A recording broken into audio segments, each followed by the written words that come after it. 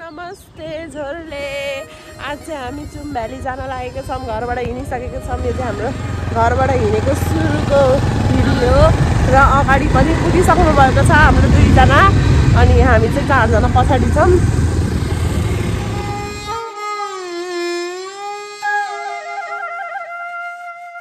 तिमीलाई के भन्नु मन लाग्छ?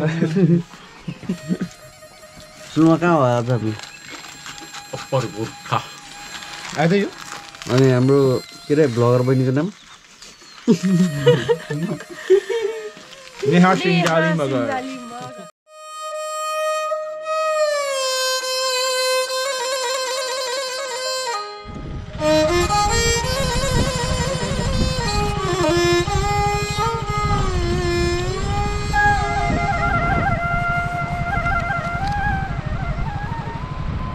अहिले चाहिँ हामी बाङखिङमा छौँ अनि बाङखिङबाट चाहिँ यो पुल तरिसकेपछि चाहिँ हामी ट्रेकिङ रुट भेट्नेछौँ अनि त्यसपछि उताबाट आएको चाहिँ ट्रेकिङ रुट हो अनि यहाँबाट चाहिँ हामी चुम रोडदिनको लागि हिँड्नेछौँ।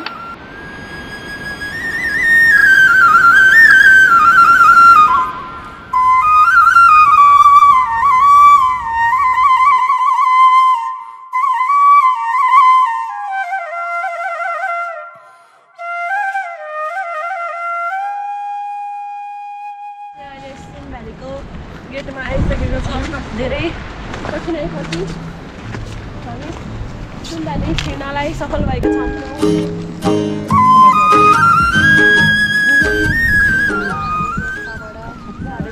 2 घन्टा हिँडेपछि अहिले चाहिँ यतिको भ्यू देख्न पाइयो। हामी चाहिँ अझै यहाँबाट हिँड्न छ धेरै नै थकाइले गलिसकेको छौँ। द हिडन भ्याली हेर्नलाई आतुर छ मन।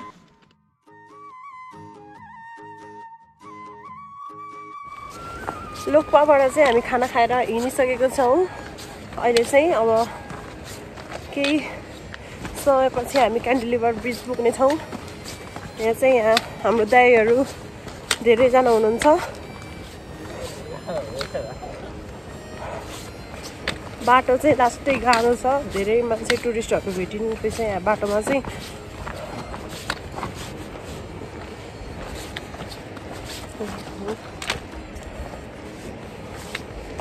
सक्नुहुन्छ यहाँबाट चाहिँ ढुङ्गा खस्न सक्छ, त्यही भएर म छिटो हिँड्न चाहन्छु।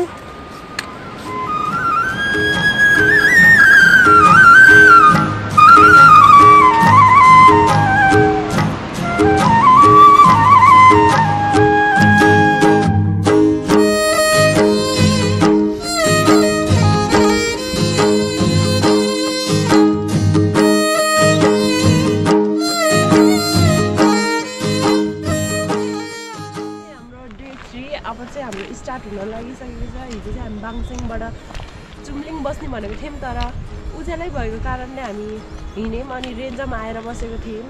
रात परेर खासै भिडियो बनाउन पाएन। आज चाहिँ छेकम पार्ट 2 निलै हुनसक्छ अनि हेर्दै गर्नु होला।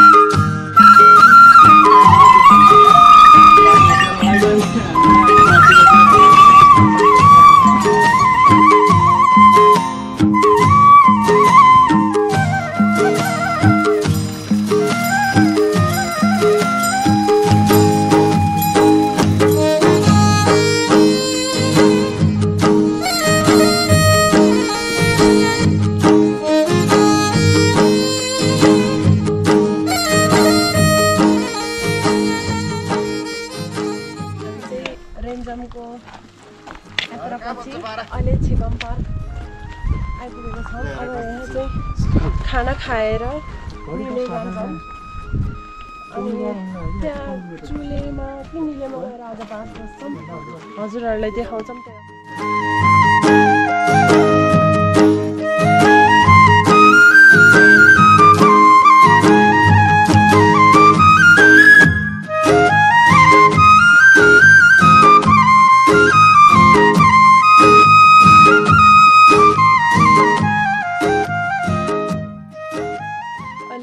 हामी छेकम पार आइसकेको छौँ।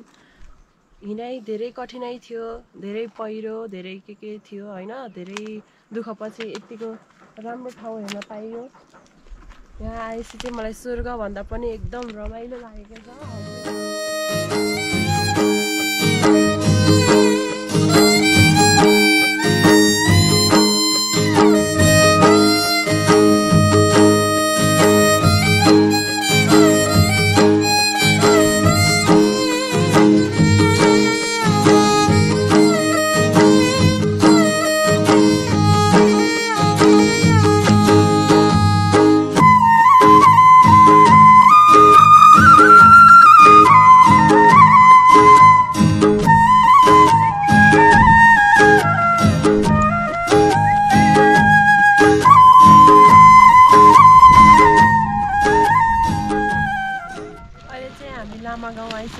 पानी परेको हुनाले अहिले रेनकोट लाएर हिँडेको छु।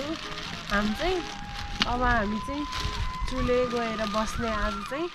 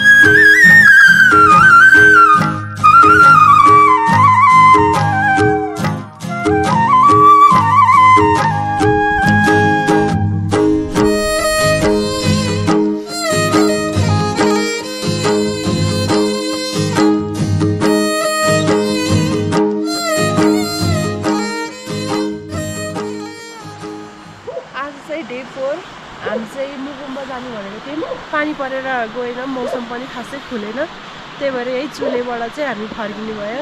आज चाहिँ ह्याप्पी न्यू इयर, सबैलाई ह्याप्पी न्यू इयर छ। तासिदेले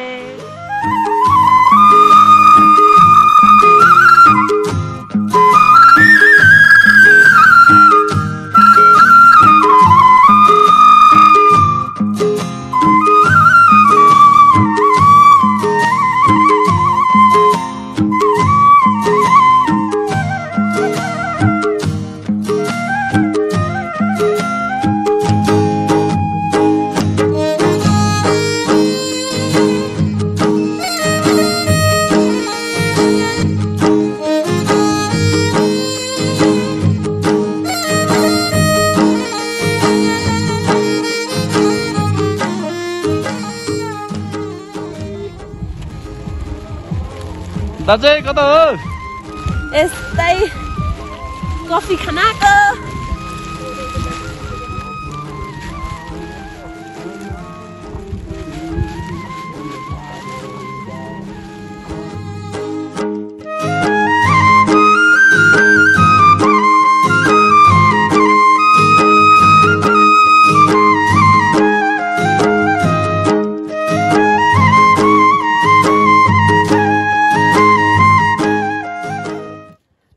सकियो। यो चाहिँ छेचुङ टाढो गाउँ हो। हामी चाहिँ आज पानी परेको हुनाले तल जान पाएन।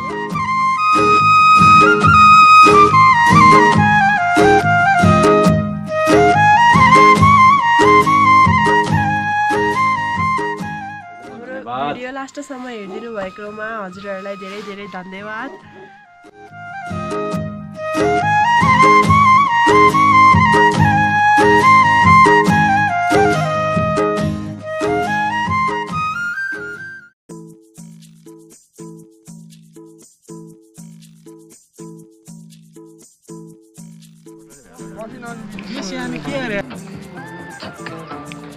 Wow.